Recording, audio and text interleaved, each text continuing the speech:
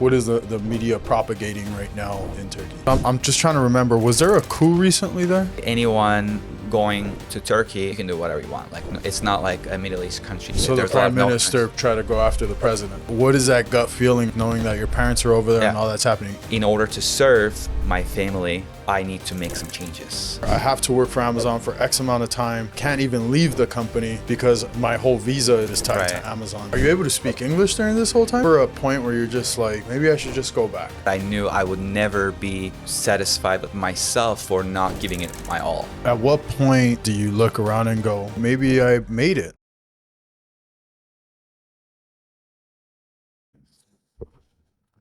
Cool, brother. Thanks for doing this. Yeah, thanks. Welcome, man. bro. Yeah, thanks for having me. So you say you're from Turkey? Yes. So When did you immigrate here?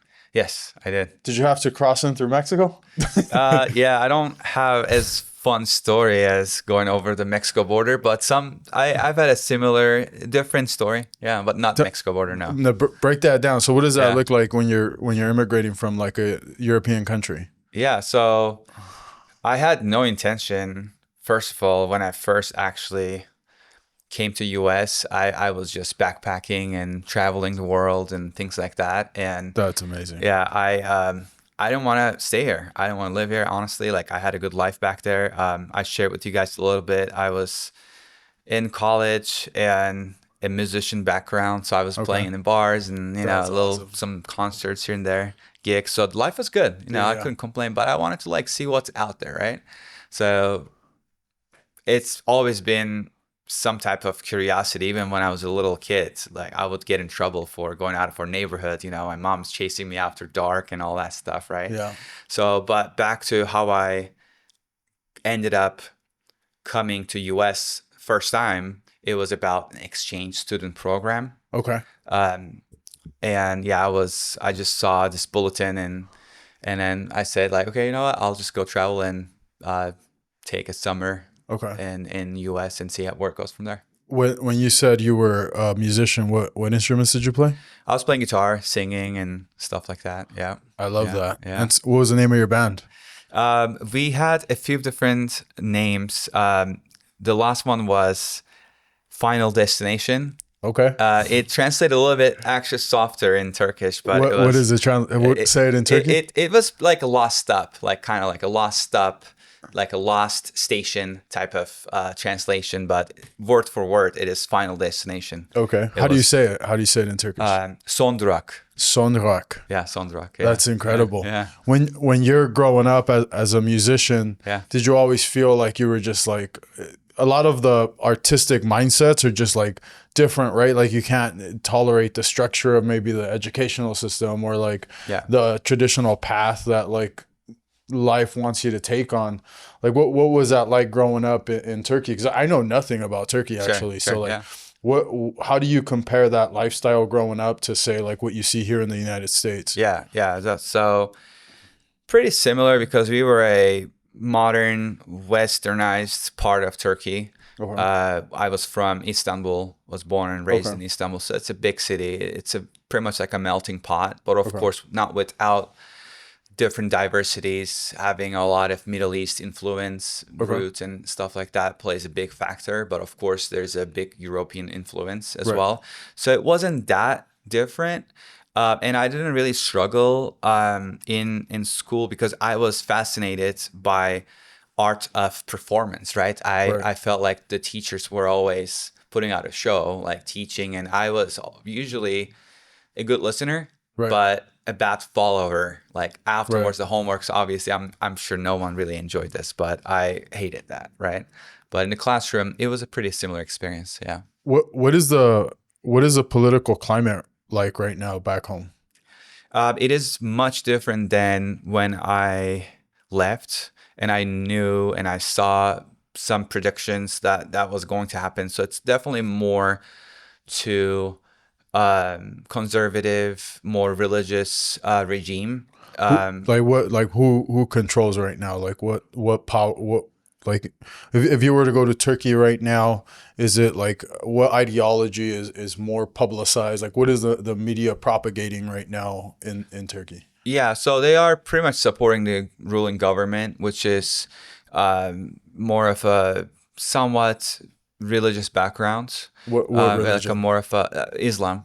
Yeah, and then but at the end of the day, I would say anyone going to Turkey, and I would say like majority of the country, you can do whatever you want. Like it's not like a Middle East country where you're controlled by restricted. Yeah, it's free, so you can do whatever you want for the most part. But of course, the whole country's regime is based on the current government, has a lot of Islamic practice. Okay. Yeah. So when and you said it was different when you were growing up. It's different now. Right. Yeah. So how so? Yeah. So I studied business administration and politics in college, and love that. Back in Turkey. Back in Turkey, yes. Okay. So that's studying politics. I could see the trends. What all countries went through, what they were, and how they have gotten to where they are. Right. And then I've seen those trends happening back in 2000s, like early 2000s, like 2004 through 2007, which is when I left. When you say trends, can you break that down? Like what trends? So what I mean by that is a lot of countries' founding core principles and the main bylaws being changed from more like liberal, more modern ways to more religious backed ideology. Okay. And it was small things, but you could see like where the founder of the country's principles and teachings were being removed from the books, and the national anthem was actually something that they were getting concerned about. The whole definition of the nationalism being changed by the government's ideologies back then, leading to what's today. And it's basically a lot of small events leading up to a bigger change over time. It was a kind of a planned Am I right? Because I'm just trying to remember. Was there a coup recently there?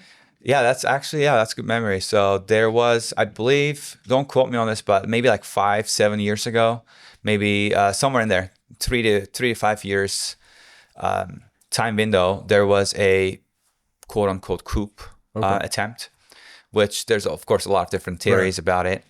What's your theory? I felt like it was unfortunately a pre-planned, pre-calculated event. By who? By the people in power in government, where they wanted to demonstrate their power by exposing some vulnerability that they potentially calculated and had.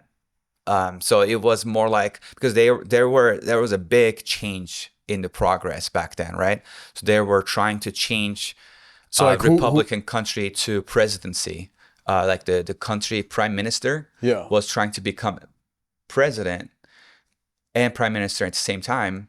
So there was a main law change, and they kind of had to create some noise and chaos to get away with it, in my opinion. When you say, man, and sorry, I'm fascinated by this. So you say prime minister and president, he was trying to control both. Is there a separation? Like what's the difference between a prime minister and a president? Yeah, so prime minister is pretty much in day-to-day most of the rulings and approvals and the Congress decisions. Okay. And then president is there to make sure things are obviously going is like the president more of an elected official, and then the prime minister is like selected by the ruling class, or are they both? Pretty much. Yeah, exactly what you said. Yes. So they were trying to mess with that dynamic, and then there are rules against, like, it's just trying to eliminate the monopoly and some potential dictatorship coming into play. So there are obviously like elections and separation of power positions between the two. Yeah, exactly. So those things were changing, and they were against the constitutional laws of the country's founding laws. And there you go. And some coup outbreak, and so the prime minister tried to go after the president. Pretty much, yep. And then, so what was the outcome? He became president. Oh, so he won. Yeah, so he got everything he wanted. Yeah, so now there is a lot less, I would say, enforcement over the main body of power, right? And again, I hope I don't get in trouble for this. Like, are you setting me up here or what? No, man, I'm genuinely fascinated. I love. My goal is to eventually move in the politics. Yes. So I eventually want to go from. Yeah. I'm going to build a mortgage company. Sure. I'm going to sell the mortgage company. Yeah. And that'll happen in my early 40s. Yeah. I'm 34 right now, just turned 34. And then I'll move into politics once I sell a mortgage company. Nice. So that's kind of the plan. Yeah. So, I mean, asking you, because I've never really met anybody. Sure. Right? My cousin-in-law is Iranian. So I also have these type of conversations with him because I'm just fascinated by the Middle East and what's happening. And then he's actually married to a Jewish woman. Oh, okay. Wow. So like that dynamic is fascinating to me. Yeah. And so like I have all these questions because I feel like so you're from there. If I ask you, I'm going to get a different perspective than if I Google it. Right, of course, yeah. And of course, there are different perspectives at the end of the day. That's, of course, depending on what your belief systems are, what your upbringing and all of that, and your political views. And there's a variety of different views. But we're from, as I mentioned, west modern part of Turkey, which we believe more of the foundational, constitutional principles of the country of Turkey, Republic of Turkey, right? And then things may have changed by the current government. Do you still have family down there? Yeah, pretty much my whole family's back there. So when that's happening, right? All that's happening, what are you feeling like? Are your parents over there? Yeah. Yeah, so what is that gut feeling like, knowing that your parents are over there and all that's happening? Is it just like, whatever, it's going on? Or is it something like where you're concerned about them? Yeah. Right now, at this moment, is that... No, at that time. Back then. Yeah, back then. Time. Yeah, so I remember very clearly this day we were sitting down in our kitchen table with my mom, right, across the table. And I just told her, look, we were like watching news, things happening. And again, it's not like really extreme. And was she here or were you? We were back there in Turkey. That's in 2000s, in 2004. Okay. Right? Yeah. And then that conversation happened with her. I said, you know what, like based on XYZ, I see ABC happening in the future of this country. And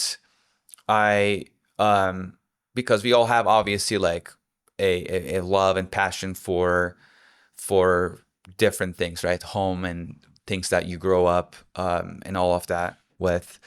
So I said, in order to serve myself, my family, people I love, including the people here and people there, wherever I am going to be, I need to make some changes, right? And then I said that means like I got to go out, travel, see around, and I'm going to seek out opportunities and see like where that leads me. Yeah. But I clearly, obviously, like growing up, no matter where you are in the world, Hollywood is amazing. Like they sell the American they sell dream. The dream. Yeah. Oh yeah. So I'll be lying if I didn't say, hey, I had an American dream like growing up, because you all do, like no matter where you are. And maybe that was one of the reasons why I wanted to give it a shot to come to US. Yeah. And I had some relatives in New York.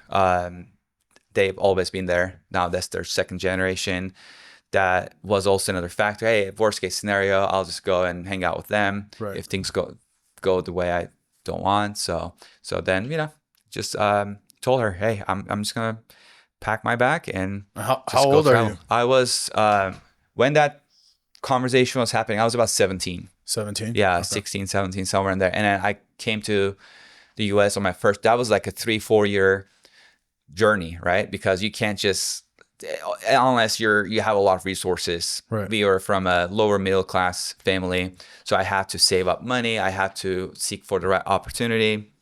And then after 3 years of planning and putting things together, I was in the US in Washington, D.C. in 2007 when I was 20 years old. Wow. Yeah. And so you get here, and then so you're on the East Coast, you're traveling, you have family in New York. Yeah. How do you make it to the West Coast?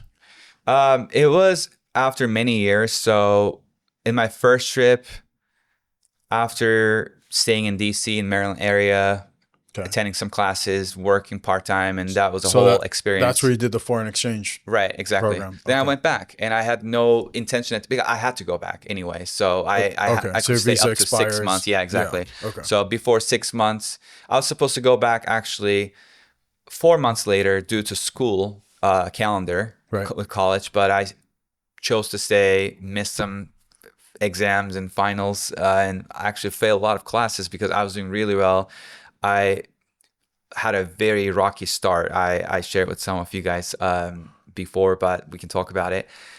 And then after that 4 months, I extended another 2 months. I said, you know what? I just got a really good job. I had great friends, and I got my whole setup ready. I don't want to leave just yet. And then I enjoyed it for another month or two, and I took off. I went back, right? And then I was finishing college, and I had really no intention of coming back at the time. Right. I was like, oh, it was a good experience. It was fun. But then, life will happen. Things will get serious. So what am I going to do? Right.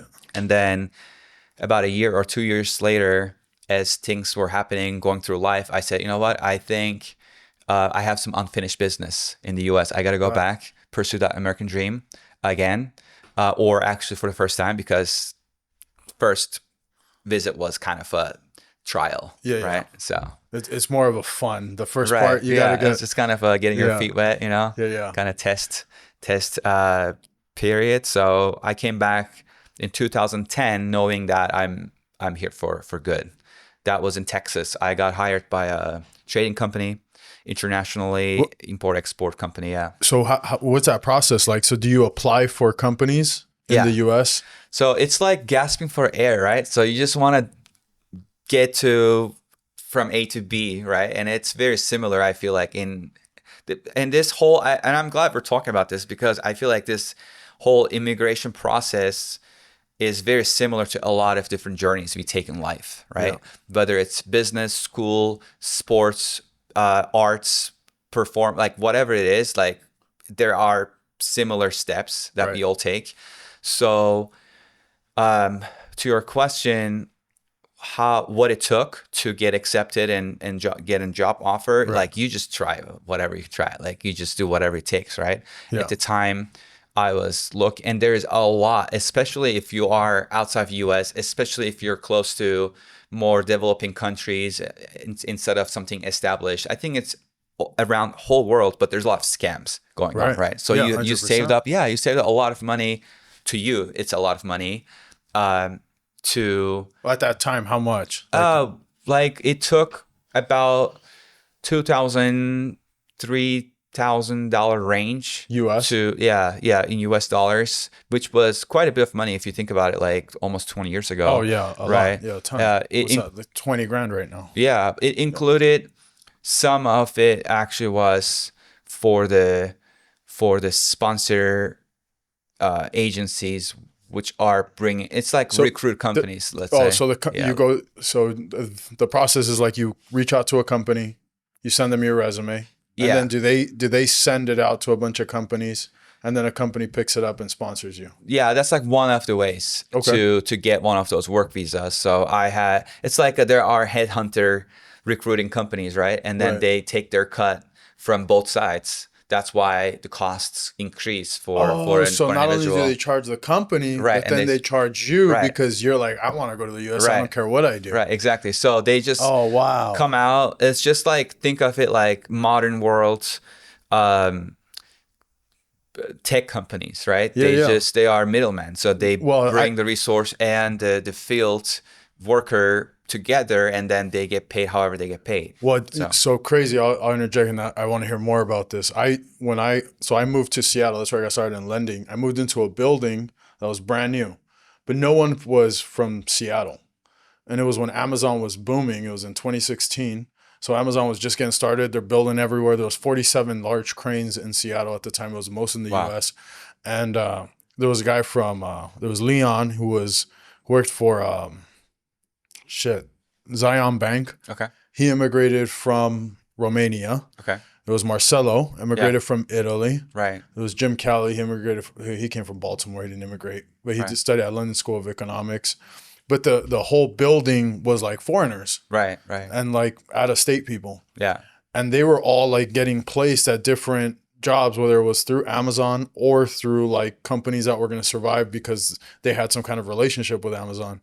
Yeah. And it was fascinating to me, like how they got hired. Right. And like even one of the guys was like, yeah, Marcelo comes to mind where he's like, I'm from Italy. I'm here. I have to work for Amazon for X amount of time. And then I can't even leave the company because my whole visa is tied and my ability to stay in the country is tied to Amazon. Yeah. I thought Amazon just like put up a job posting. Okay. And then they applied, and then Amazon went like, great, yeah, who cares? We have an attorney that's going to bring you on. Right. Never realized there was this middleman that just like. Yeah.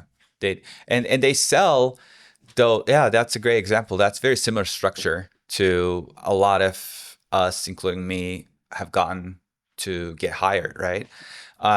So I guess those middle companies, whether you call them agency or a tech company, whatever it is, they also sell the companies like Amazon and other establishments. Hey, we're going to bring you a great quality worker for a fraction of a cost that you'll have to pay here. So even in our business in real estate right now, I have virtual assistants we pay that are overseas. You know, you just gotta do whatever it takes to stay competitive. And when you bring someone, I have two in Mexico. Yeah, right. Yeah, we have some in the Philippines too, and it is what it is. So I mean, at some point, of course, you will work with people that are local, and you will have to pay more for services because life is more costly here, right, in the US, which is fine. But you kind of pick your battle, like whatever it serves you, your growth, your company. And at the time, like Amazon in Seattle or other companies, the company that I work for, they knew. What was the company?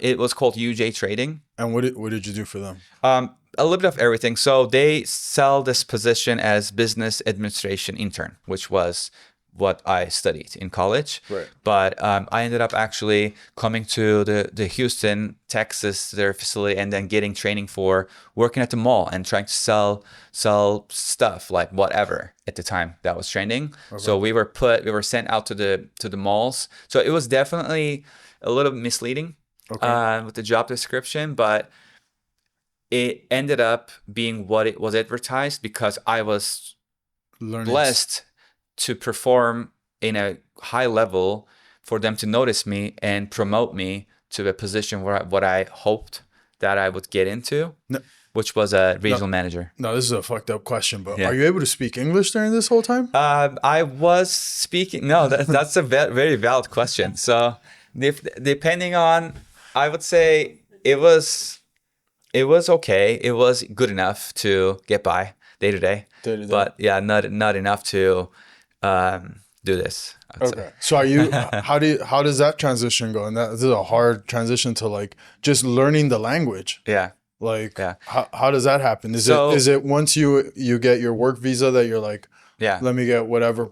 Do you learn it as like, I got to take a course, or is it like just in day-to-day interactions? Right. Like what is that? Yeah. So obviously like those interviews when you are overseas by those companies are designed to filter out some of the not as good candidates, right? So they look for someone that at least have a basic fundamental English knowledge, right? So the high school and the college I went, they had English classes like all year round. So I knew English, quote unquote, I knew until I came to US the first day. I was in DC, you know, I ended up in a colorful community and then a lot of accents. Would you say a darker community? Darker community. Yeah. And I had no idea. Like I didn't understand a thing, right? They were like talking at me and I'm like, Also, like hood language, like I grew up in the hood, is completely different than English. I speak better hood than I do English. Okay. Yeah. Now I can keep up, but back then I had no idea. I was just also obviously like very overwhelmed with a lot of stuff, but obviously like the business English I should say the sufficient knowledge, speaking and doing business, and especially trying to advance in life, will have to come from a lot of sacrifice. Like you can't learn that in school. You cannot learn that by accident. Like so, my day, and I would probably die if I tried to do this schedule now because I'm in mid-30s. Back then, obviously, you're 20 years old. You're like superhuman, right? You can just survive in 2-3 hours sleep for months. So that's what I did. So I didn't have a car, right? I had $300 when I came, and obviously depleted that in pretty much a couple of days. Not knowing where to spend, how to get stuff cheaper, whatever. And next thing you know is I need to get to the shopping mall from where I am. After coming to Houston, they actually placed me in this region that they had operations in Connecticut, in New Haven. And there's a Bridgeport town over there. If you don't know how unsafe and how dangerous that place is, I encourage you to look it up. It's one of the most unsafe city in the US. New Haven? No, Bridgeport. Bridgeport, yeah. Oh, man. Bridgeport. And I was going through that. That's definitely hood. And there's gone like the at the shopping mall, the most revenue, the highest sale producing kiosk or business was the t-shirt print, the memorial stuff selling, because people would die, right? Every other day. So which is pretty sad, but it was a very unsafe area. So I guess my schedule was I would wake up around 3-4 a.m. and hit bus stations, make 2-3 transfers, and then show up at the mall at like 9 a.m., right? Work from 9 to until close, like 9-10 p.m. And then get my ass to bus stations again, 2-3 transfers. I get home around 1 a.m., right? And then I would study English in bus stops, in like while traveling, in public commuting. And then we would still find time to party, which is very, very wild, Yeah. Also, you're like, every girl wants to sleep with you because you're foreign, you got an accent, you're handsome. I don't know about that, but we were trying. Yeah, I'll tell you that. So many faults. What are you feeling like? Like at any point while you're going through this hectic ass schedule, are you ever going like, why the fuck did I leave Turkey? Yeah. Like, is there ever a point where you're just like, maybe I should just go back? Yeah. Or what kept you going to say no? Like I'm gonna make it through this period of my life. Yeah. So as I shared, like I had an okay life, and I knew if I went back, I would be okay and happy for my rest of my life in some ways. But I knew I would never be happy or satisfied with myself for not giving it my all. Right. So every time I had those thoughts, of course we did. Like I had experienced homelessness. Right. I was out in the street for a couple days to, I think it's almost about a week. Like it was 3-5 nights out. Like I was kind of pretending like I had a home, and I would hang out and blend in the crowds in the bar district and stuff. But every time I had one of those thoughts, I'm like, because I could even make a call. That's when you're taking the fat girl home. Right, to sleep comfortably, cozy. Yeah, happened to a couple of friends of mine, but I had a type. Let's just say that. So I didn't go for it. But I'll say this: every time I would have one of those thoughts, because I could just make one phone call to either to the relative. I have my uncle, my second uncle, like they're cousins with my dad, but they would, say my ass, or just have my parents wire me more money, whatever. But then why would I be here for? That's not the point, right? So I was here for, not for others, not proving, hey, I am badass, like I can do this, whatever. It was just because if you think about it, you're some 20-year-old kid, right? You don't even know who you are yourself. Right. So I had this passion. I said, you know what? Like because this shows in life, throughout the years growing up in different areas, like being a musician was one of them. Like I was playing keyboards in the back. It killed me because it was like no one was looking at me, no one was paying attention, right? Like who cares? You know, you're in the back. I mean, I think they do a lot of heavy lifting, but that's a whole different side note. But I was like, okay, I want to play guitar. So it seems like it's more of a attention center. So I knew before and during my journey, my first beginnings in the US, I had to make it, like whatever it took, because I would never be able to live it myself.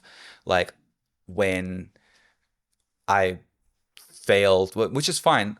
This time of my life, I know, like obviously failing is okay, failing forward. But back then, my back was against the wall. Like I had to make it. And I was going to go back. Like I told myself, okay, I'm going to end this pain, right? This is going to end, but I want to do this first. Then I'll decide. I set myself some small micro goals. Obviously, my whole long-term goal was the American dream, being a US citizen, you know, having a good family, good lifestyle and all that. But I had some other smaller milestones to keep me going. The first one was, they were very low and very small things, but at the time they were big accomplishments. Like because I didn't know where to go, I didn't have any money left. First, I had to find a job. Like not the second trip. Obviously, the second time I came to Texas, I had a job, but that job was very low of the bottom of the barrel sales job. And I my first goal was, okay, I want to, if I establish this much sales, then I can ask them to promote me, which will come with more salaries. Then I can afford a better place. Now I can afford my car. So it was just all mostly financial goals, small in a ladder going up and then leading up to more freedom with time and money, obviously. At what point in your journey do you look around and go, oh shit, maybe I made it?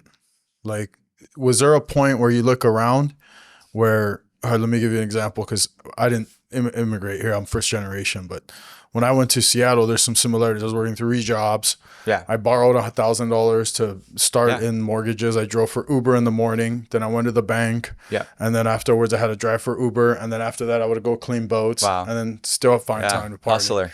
Yeah. And there was times where like trying to get the rent of $1,500 was like impossible. And here I am, a banker selling mortgages. And it was just damn near impossible to make it. But I remember there was a point where I'm sitting at IHOP. Mm-hmm. And I'll never forget it. And I had just finished like a 3 a.m. run on Uber, driving drunk people back home. And I knew that I was closing on $1 million deal afterwards. Right. And I go, this will be the last time I turn off my Uber app. And so then I when I'm at IHOP, I just like shut it all down. And I go, God willing, I will never have to do this again. Right. And so amazing. Far, God willing, that happened in 2017. I never had to again. And that moment was like, not so much I made it, but it was like, I think I've anchored into a next level in life. Yeah. Not to say that tomorrow I don't go bankrupt and I lose everything and then I end up homeless. Like that's always going to be a possibility. Right. But there was that point. So did you ever reach that point where you're like, oh, damn, I did something here?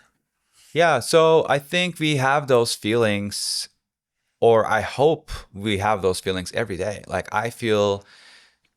of course, there are times during the days, you know, you're stressed and day-to-day life and hustle and bustle, but it happens a lot, but at the same time, I feel like I will never be able to say that because I don't think anyone should, like, we're never there, right? We're never at our final destination, right? We're always, as we achieve our goals, the next goals get bigger. And if your goals stop, then you're just wandering around, like, pointlessly, and a lot of people lose their directions and their insights with life. So I don't think I will ever get there. But of course, looking back, like one of the moments I thought was like that sense of peace and blessing was when I swore to be a US citizen, right? And I got my citizenship.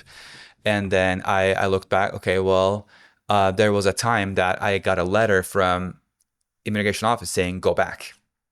Oh, I will leave it at that. God, I'm not going into more details. But what's that feeling like? It was what's that feeling when you open the envelope and you see that letter?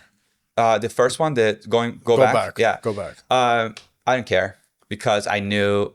Here's what I said to myself, and I told this. Is it like it? I showed it to my wife, my girlfriend at the time, and I've kept this letter. I think I still have it. I definitely have it in my drawer because it's going on my wall. I should have done it by now already. It's been many years, but when I first got that letter, I told myself and whoever was around me, I said, look, it was a little shocker at first because it sucks to read something like this.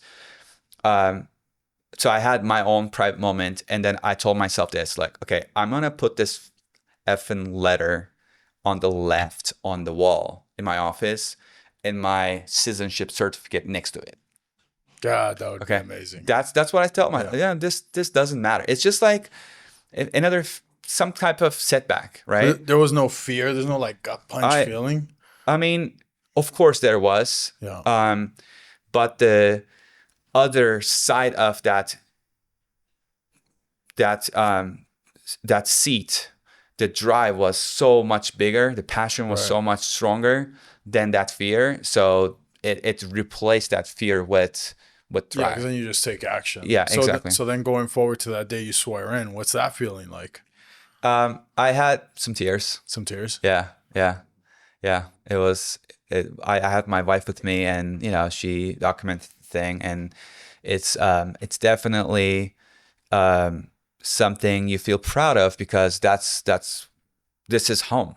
This is my home, and you having that acknowledged by your homies, right? Yeah. Is what you want to hear. So yeah.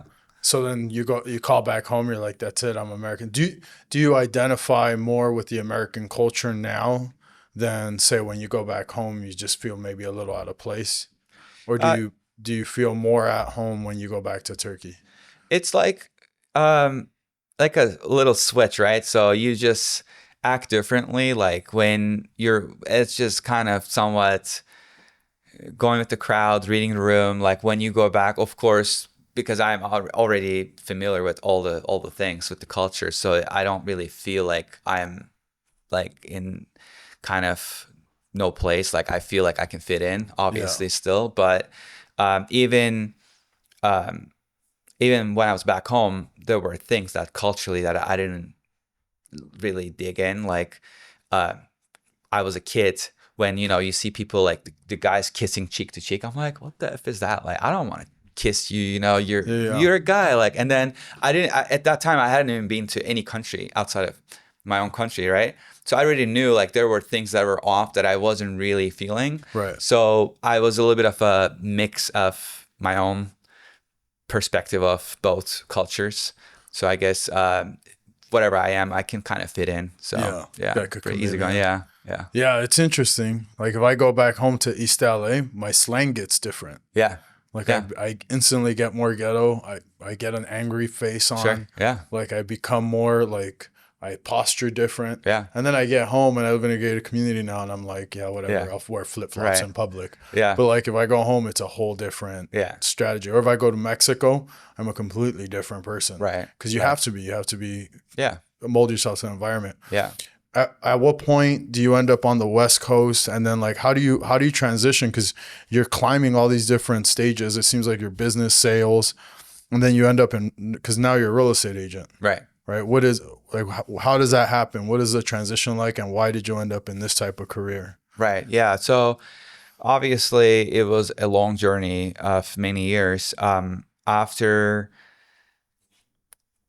getting hired by this trading company in Texas, I took a job position with them to report to headquarters. So I traveled a lot. Like I went on maybe 80 plus trips around US on their dime. And then it was a lot of fun. And I would just go and observe what's going on in the region, get meetings and whatever, like kind of a traveling position is. And what year is this? When that was happened? In 2011 and 12. Okay. Yeah. And then obviously I wasn't from Texas. I wasn't from Atlanta, Georgia. They placed me there for about a year. I had my own business. I franchise some locations from there. It was actually turning into a really good, it was a very good experience. I love both those places. Right. Yeah. I mean, there's very, a lot of opportunities there for sure, business wise. So I had a pretty established business there that I took over from that company who shut down their operations back then. So I had 6 retail locations. 3 of them were kiosks and 2 store and 1 kind of a hybrid model retail locations, which we were generating about, definitely over 6 figures in the 1 million plus sales volume back then. Like wow. 10, 12 years ago, I had about 35 employees under me, that I should say with me as a team.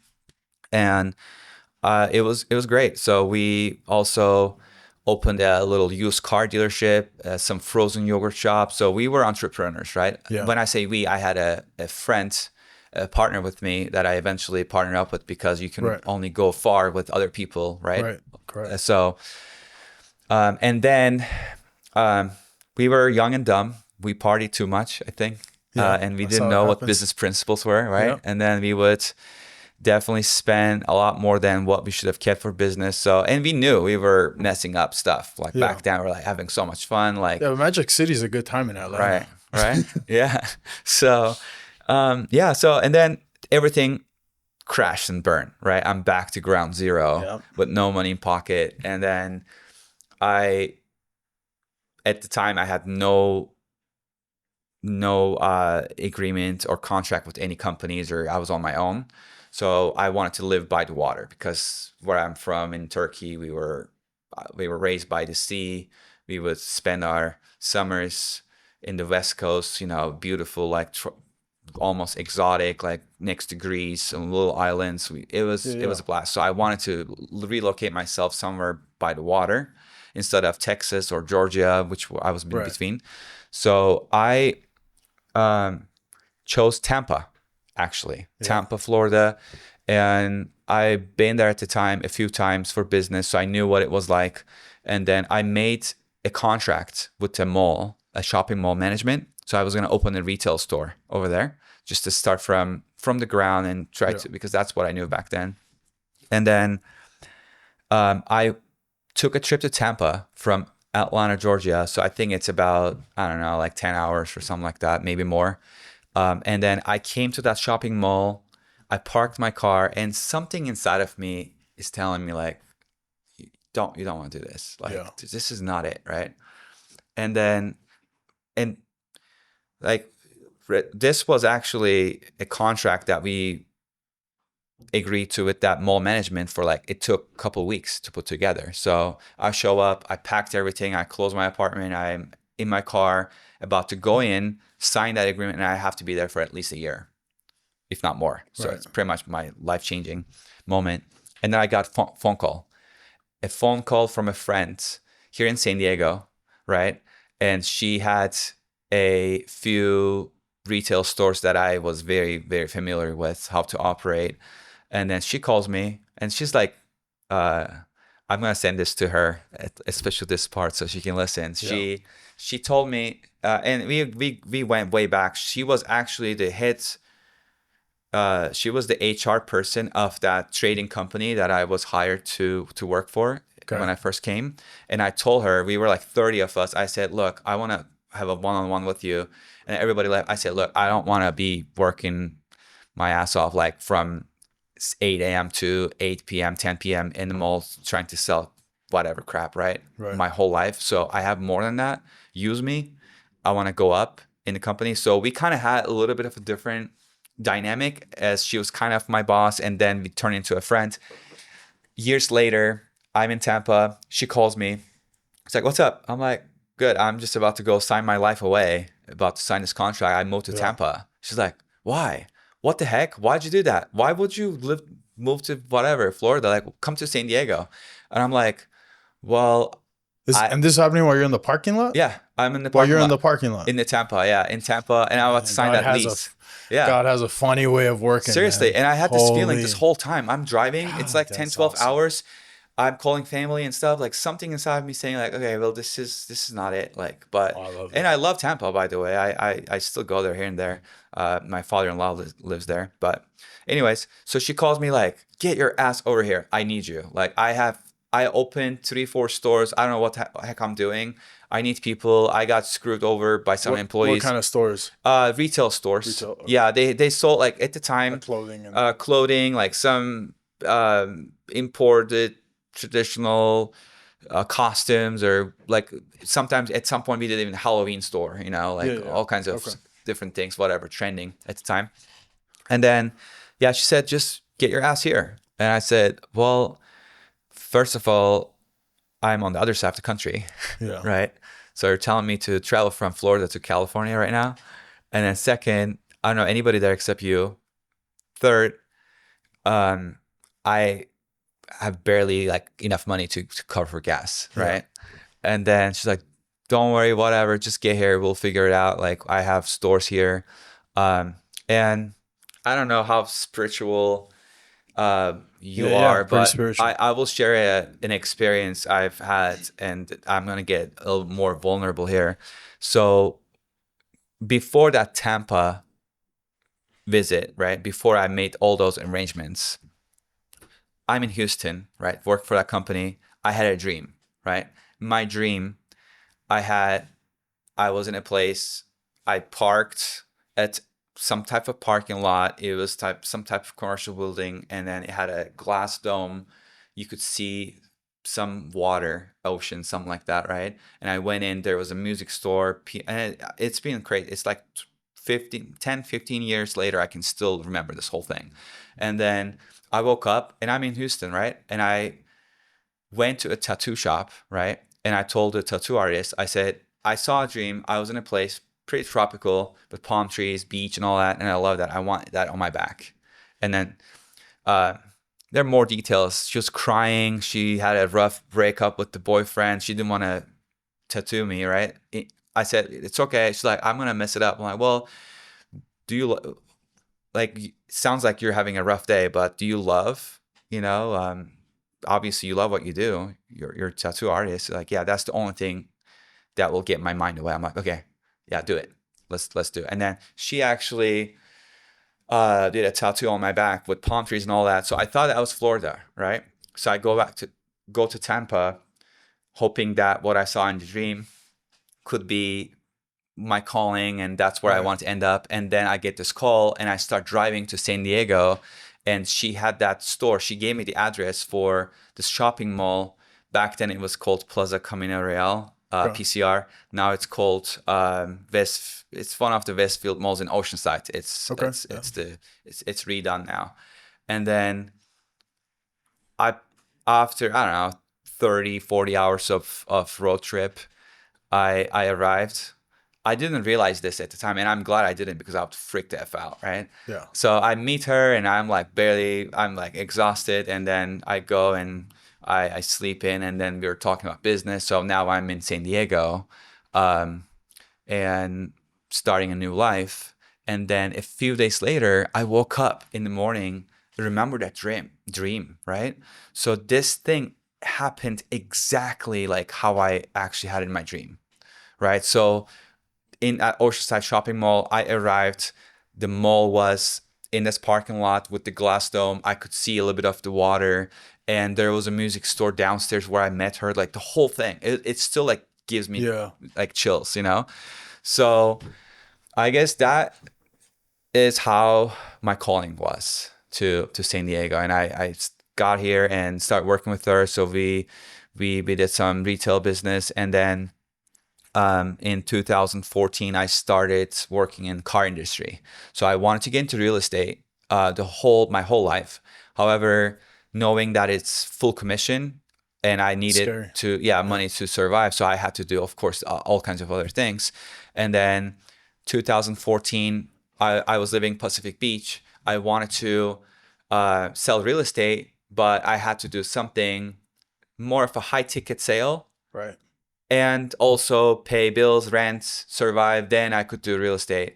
So I started working at car dealership at Nissan in Pacific Beach. And then in 1 year, because, I'm like some painful perfectionist in what I do. And I was blessed to be promoted to different positions and got a job offer from another company in Oceanside as a finance manager. In a year and a half, I was going up the scale. So I was at dealership in management. So I was making great money, right?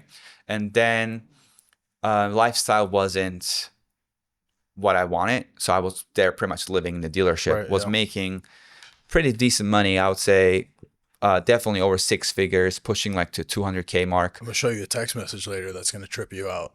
That's going to link up right to the story. Really? Yeah. I just got it like right before this podcast. Oh, wow. Okay. Yeah. Someone just quit their job at a dealership as a manager, worked his way up from sales. Yeah. Said, hey, just so you know, I turned in my 2-week notice yesterday. I'm coming on full time.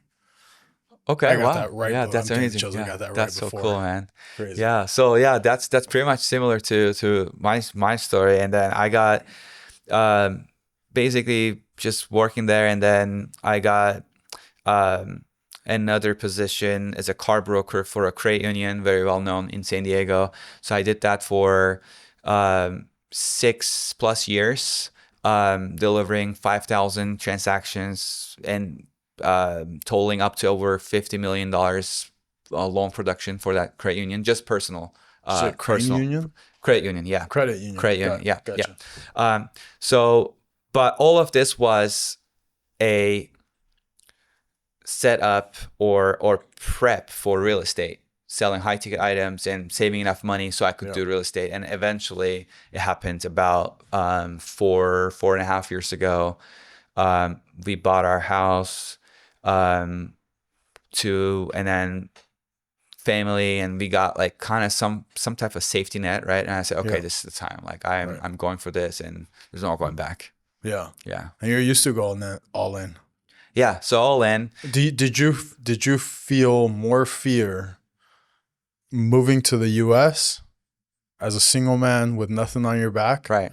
Or going all in on real estate with everything going for you, but now you got a family that you got to support? I think you could probably guess the answer. The second one was harder. Yeah. 100%. Because as a single guy, you can sleep whatever, you can eat whatever. But 100%. When you have kids and a family and a mortgage and things like that, and walking away from a comfortable job, that's a comfortable pay with security, there's nothing wrong with it. Like you're just almost gambling with your life, right? Yeah. But things get worse first before they get better, right? So that's how it is. And we take just a step back to take 2 steps forward. Right, exactly. So yeah, so it was tough. Did you go, because you're a part of like one of the biggest real estate teams there is, right? Did you go right into that, or did you try to do it by yourself? Like, what was that transition like? Yeah. So I tried it myself. I actually worked at a brokerage here in the next building to where we are right now. It closed down right now. It was Coldwell Banker. It's called what? Coldwell Banker. Oh, right there. Yeah, there's right a pharmacy now in that. Yeah, it's a pharmacy. Yeah, exactly. Yeah. So that's after I worked for them, they just had to shut down the whole business. I'm just kidding. But so I started there, and I felt like I was trying to reinvent the wheel because obviously, like, you can go so much further with people that are already figured it out, like, and you don't have to spend that time there. So I just started looking into ideas about partnering up with the team, and then basically joined the team I'm with right now, which is the #1 team in San Diego. Who is it? Vissel Realty under EXP. Okay. Mm-hmm. And what? So what's that? What does that look like? Like, what's a day-to-day interaction being a part of a real estate team versus like you're on your own with Coldwell? Yeah. So there is a lot of accountability with the team. So there's a lot more structure because as business owners and self-employed. What does that mean though? What do you mean by there's more structure? It's very structured. So what we have like every day. You got like a 8 to 9, you're doing this, 9 to 10. Every 8:15, we have a morning huddle every day. Gotcha. 8:15 to 8:30, whatever's going on, and something worthy of sharing with the industry or something of value to advance yourself. it could be business related or personal development, whatever, 8:15 to 8:30. And from 8:30 to 9, we have role plays. So we pick one objection. I like to call them problem. Is this in person or is this all like over Zoom? Over Zoom. And then we have that every morning. And then we have once a week in-person meeting, which I just came from 11 to 12. And then another in-person meeting Wednesdays that is in-person practice and role play here in Temecula, or do you go down to we have 4 offices. One is in Temecula, so I usually stay here. Okay. But tomorrow I'll be in Carlsbad because I have a listing appointment there. So nice. Yeah. So you join the team, and is there a difference in like the marketing strategies? Like, does the team do all the marketing for you, or is it? And so then you're just like going on appointments, or is it something where you're still doing your own marketing? They just kind of give you the foundation on how to be a real estate agent? Both. So there's both going on. They have their own lead generation tools that Zillow Flex? Zillow Flex is one of them. And then I am on their ISA, Inside Sales Agents team, where they scrub all those leads, and once they find someone interested, they put me in front of them. And there's that. And then of course there's other different type of marketing and lead generation things that they do. They pass along. Obviously those are, because they are generated by the team sources, they collect more of the fees, commission. And then whereas if I do my own self-marketing, which my own lead generation stuff, which is also going on too, it's kind of a 50-50. Gotcha. Pretty much. Yeah. Where do you see like the next step in your career? So are you building your own team? Because you're entrepreneurial at heart. I mean, look at your story. So what's the next phase look like? Yeah. So I want to go into more of real estate development. Of course, regular agency sales components and functions will remain. So I will keep in touch with my book of business clients, and I will probably have more of a boutique team like more of a family-owned smaller company that I know I trust, that is not like too scaled up to lose the insight of what's going on, so I can rely on exactly how they operate. A small boutique team, and remove myself from that day-to-day activities and place myself into more of the flips and real estate developments projects, but also at the same time feed opportunities back to that boutique team from whatever I get. So that's pretty much like what I see this is going. How do you feel like all of this journey has like impacted your real estate career right now? In a very direct way. To every time I get a struggle or a roadblock, it doesn't get under my skin. Like I don't see it as a big deal. So it just makes you more relaxed in business overall. Like no matter what you do in business, like I mean, you've seen it all. Like you've seen a lot of life-threatening moments, right? Yep. So that's like, you look at it like, okay, what am I gonna lose? Like what's the worst case scenario? So you're more like worry-free. Gives you more freedom. Yeah. I feel that. I feel like when you have this type of background where you're a little bit more, the word that's coming is reckless, but you're a little bit more, let's just go with reckless. You're a little bit more reckless with the risks that you're willing to take, because there's nothing that can hold you back. There's just less fear. Yeah. But there's a certain component to just being more calm and being more relaxed as you're engaging with people and you're able to manage. I get asked that all the time by people. It's like, how do you manage so many transactions at one time? And I'm like, I have no idea. Yeah. I really don't. It just kind of happens. And, we have all these different components in business, whether it's the marketing company, whether it's mortgages, whether it's managing my team, whether it's managing buyers, whether it's managing expectations for clients. You just kind of do it. And it's like, I'm not washing a boat at 3 a.m. in fucking Seattle. Right. So I'm good. It doesn't matter. Exactly. Yeah. But I'll tell you what, there was a day recently, I haven't shared this all that much, but because you said, are you spiritual? Where I looked up and I just said, all right, God, I think my rubber band's expanded enough. Like it's time to get some positivity going, because I think the world will test you, and it'll test your limits and it'll test your boundaries, and and whether it's God or the world, whatever, or fucking Darwin, whatever you want to say it is. Yeah. But I believe that you as a human are going to reach capacity. Yeah. And that's the world testing you to try to figure out how much you can actually take. Right. And then from there, it gives you the foundation to build on. And as you start to grow or expand, and the risks you start to take are purely based on the stress you can manage. And the world is going to continue to test you. And the more you can take on, then the more you're going to be able to build. Right. Yeah, I agree. I think our worth is measured by how big obstacles we can overcome, right? Yeah. So I see real estate the same way. I feel, and every business the same way. Like the bigger the problem is, the bigger the opportunity there are. So the bigger the problem you solve, the bigger your check is, right? Because you provide more value. Right. Where others freak out, and then you're like, okay, you know what? I got this. Like, let me help you. So. And we'll end on this. How does real estate work in Turkey? Very similar. I don't know too much about it because I've never actually really done it in Turkey, right? Yeah. I can only, I have so here's another thing.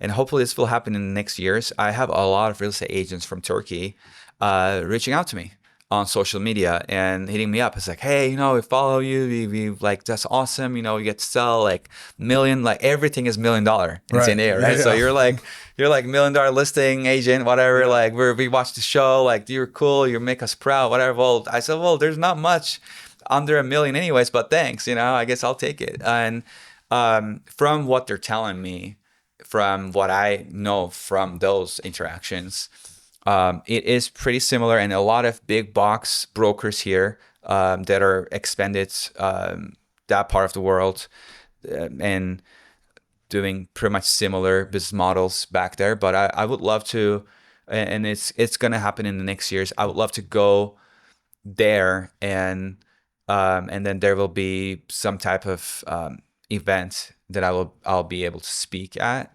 about how we do business here in the US, and I'll probably be able to bring more comparisons to the table. At this point, all I know is it's very similar.